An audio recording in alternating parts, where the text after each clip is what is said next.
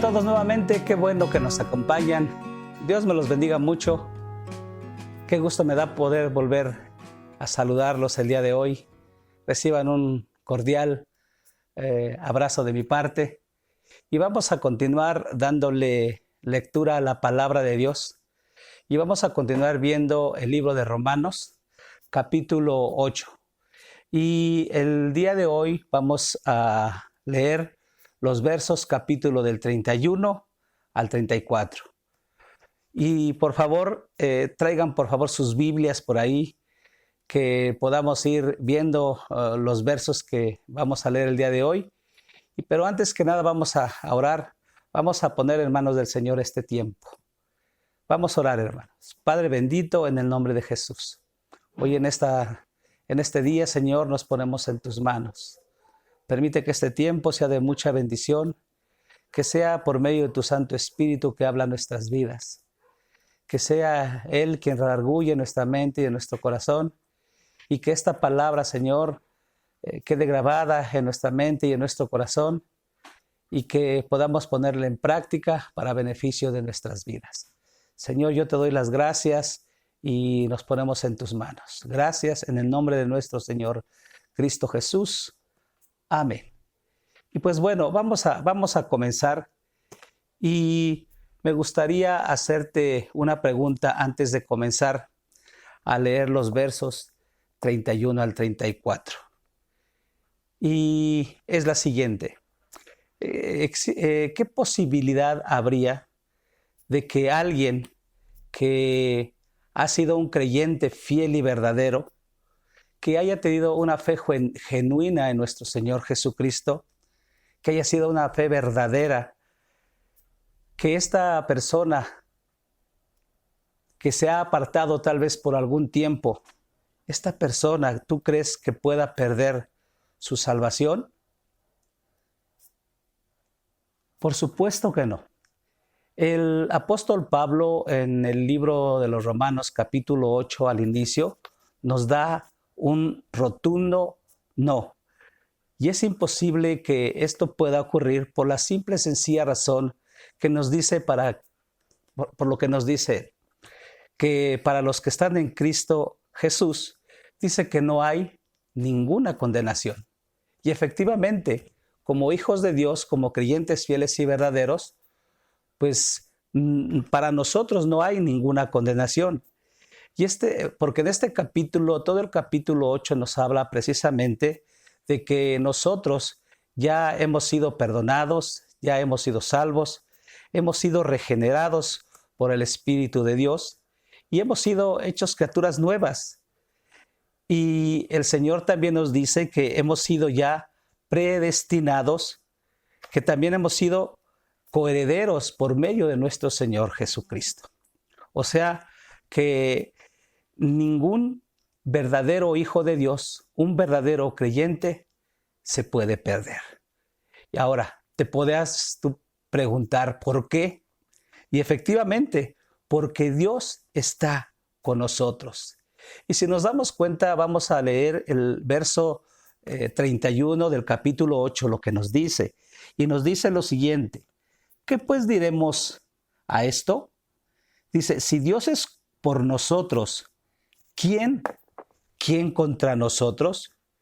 Dios está simple y sencillamente a nuestro favor, porque Él es un Dios real, y todas estas cosas las podemos decir que realmente son verdaderas, genuinas, porque Dios es el único que nos puede juzgar y Él ya nos justificó. ¿Y quién podrá, dice, oponerse en contra de nosotros como para impedir que podamos llegar a la presencia de Dios? Pues simple y sencillamente nadie lo podría hacer, porque Dios es el único que nos puede justificar. Ahora, no existe ninguna bendición más grande que podamos tener, que es que Dios está a nuestro favor. Dios está a nuestro favor. Ahora, ¿cómo saber que Dios está con nosotros? Ahora, yo creo que no podemos juzgar a Dios. No lo podemos juzgar de ninguna manera por alguna situación por la cual nosotros pudiéramos estar pasando en este momento, ya sea por alguna tribulación, por algún problema con la familia, con la esposa, por algún problema económico, financiero, por ninguna situación nosotros podríamos interpretar a Dios por el gran amor que Él nos tiene a sus hijos, a nosotros. No cometamos de ninguna manera el error de poder interpretar el amor de Dios que a través de las circunstancias por las cuales estemos pasando, nos podamos decepcionar de Él. Y así no es Dios. Como creyentes vamos a encontrar siempre oposición. En este mundo van a pasar cosas tanto a creyentes como a no creyentes. Y por eso es que no debemos de ninguna manera nosotros juzgar a Dios. Porque en el verso 31 vamos a ver lo que nos dice. Miren, el que no escatimó, dice, ni a su propio Hijo, sino que lo entregó por todos nosotros. Y como pregunta dice, ¿cómo no nos dará también con Él dice, todas estas cosas? Dice, ¿quién contra nosotros? Dice, va a haber muchos problemas, muchos factores en contra de los hijos de Dios, y no solamente en los hijos de Dios, porque las situaciones que hay en este mundo, pues incluyen a todas las personas.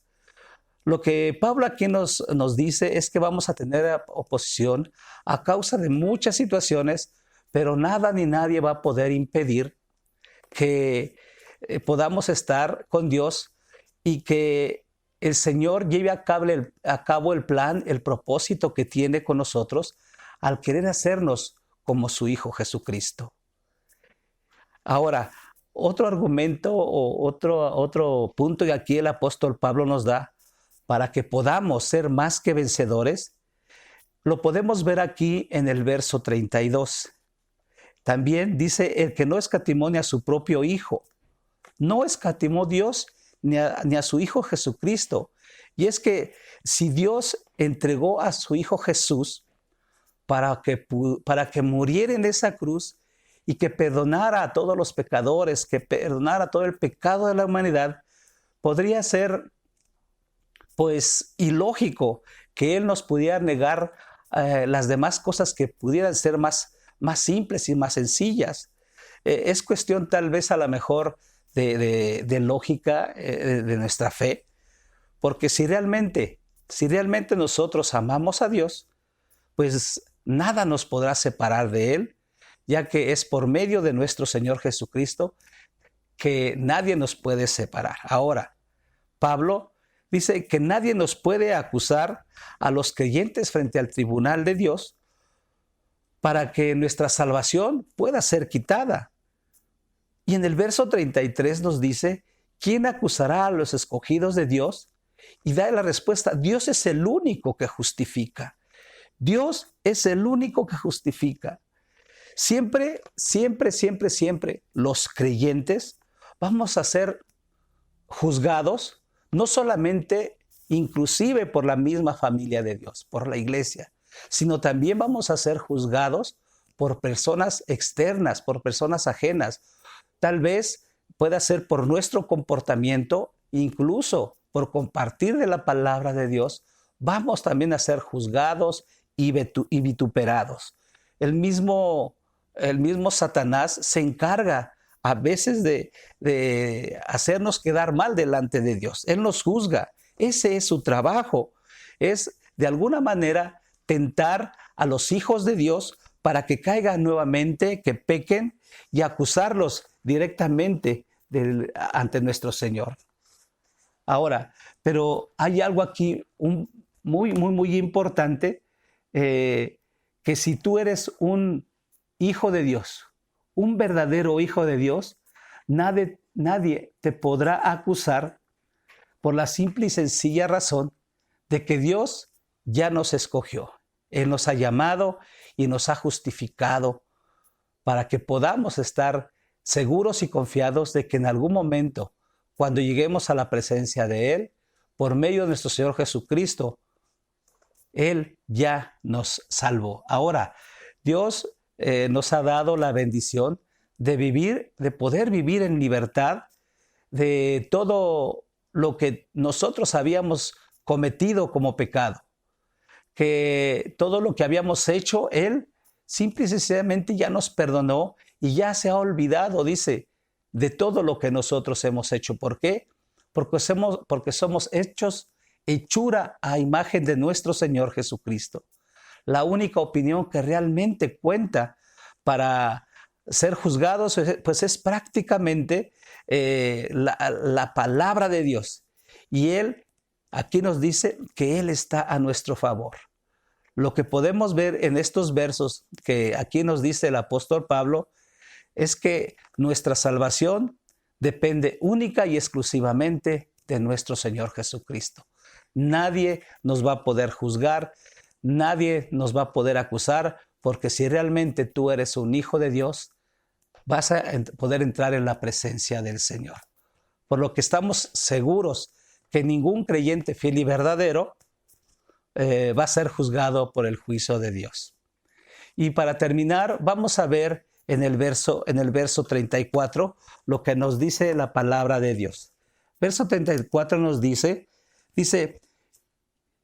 ¿quién es el que condenará?